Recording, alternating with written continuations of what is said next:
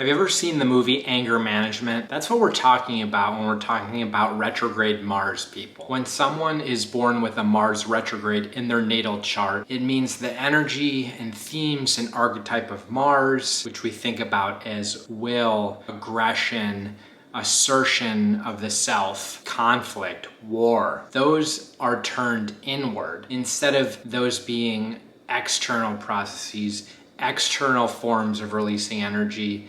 The retrograde Mars person turns that inward. It's almost like the astrological equivalent of an autoimmune disease, right? They turn it against themselves. So if someone cuts them off in traffic, it's extremely hard for the retrograde Mars person to, yell at them back or say something back or even honk their horn. For the retrograde Mars person, it's like, damn, I was in the wrong position, or shit, I shouldn't have let that happen. God, I'm so stupid. Something like that. It's really a two-pronged tendency. It's one, like the situation I just described, it's misplaced anger, it's misplaced aggression at oneself. So in situations where it just honestly makes sense to be mad at another person, the retrograde Mars person actually thinks it's their fault. They do get mad at themselves. And it's not even like, oh, I'm just being nice or something. It's not even just an issue of nice or modesty or shyness. The retrograde Mars person sometimes will honestly think, oh, it's their fault. This is an insanely self-critical placement. These people, because they're constantly getting mad at themselves, because they want to avoid that, actually, they're constantly looking for ways to self-improve and get better and either build better armor or just do things differently. The second tendency is actually more conscious. It's usually those bigger situations where there's definitely justifiable reason to be mad at someone. You know that you're really pissed off about it. And again, for some reason, it's still hard to actually communicate that. The retrograde Mars person actually just kind of wants to bear it. They want to hold on to it. They'll just say, whatever, it's fine.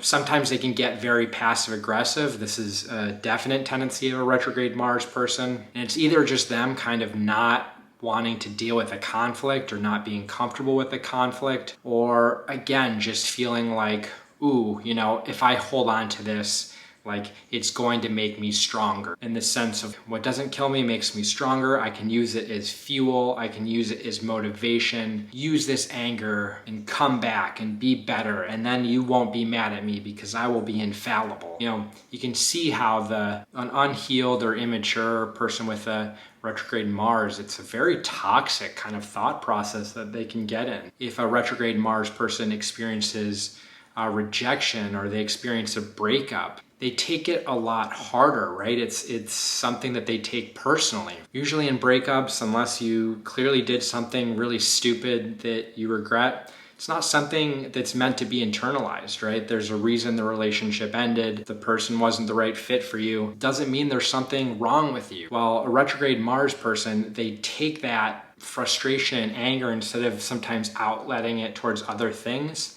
they use it on this like grand tour of self-improvement, and they'll say, all right, I'm gonna hit the gym immediately, or I'm gonna run 10 miles a day, or I'm gonna start watching like David Goggins videos, and I am gonna be this and that, and I'm gonna show them. I wonder if David Goggins had like a retrograde Mars. I feel like he kind of fits that type, to be honest. Even on a more mundane level, it's harder for a retrograde Mars person simply to just assert what they want or assert an opinion. If they're in a boardroom at work, to make clear what they think, knowing full well that maybe there's people that are going to disagree, or, maybe they disagree with someone and they need to tell that boardroom that they disagree, and they need to tell them why, and they need to do it in front of the person that they're disagreeing with. Very simple, mundane situation. I mean, it's a skill, but it's not that hard, in the grand scheme of things to do. Or I shouldn't say that. I mean, if you're in a job where you have to do that, you have to have that skill.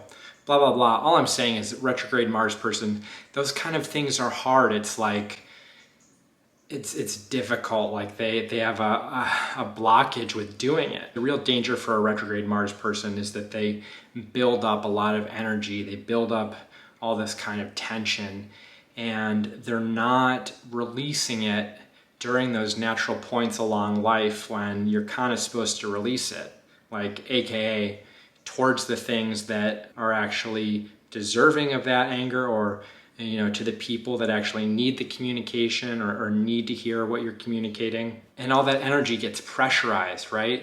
And so when something serves as a straw that broke the camel's back, retrograde Mars people sometimes can explode with like all this anger and energy and emotion, and often has very little to do with the thing that just happened in the present. And people are just like, oh, where the hell did that come from? Well, it's that pressurized Mars energy that isn't properly being expressed and outletted. If you have retrograde Mars in your chart, or someone that does, there's no super like simple answer. The dynamic isn't too hard to understand. It's going to manifest in different ways, and it's going to manifest in a way that's unique to the person's chart. You have to look at someone's full chart to really get a clearer picture of that. I think the biggest takeaway is just being aware of that, and being aware of that tendency, working on it. It's something that you kind of work with through trial and error, and as you get older and more mature, you get better at managing it. And there are gifts with it, right? Like that ability to kind of like take anger and frustration as like currency or like motivational fuel, while it can in some situations be dangerous or like toxic or harmful to yourself. In moderation, it can actually be pretty awesome, and it really can fuel some really intense goal-directed activity, should the person choose to use it in that way. Hopefully this is helpful. That's all for now. Thanks for watching.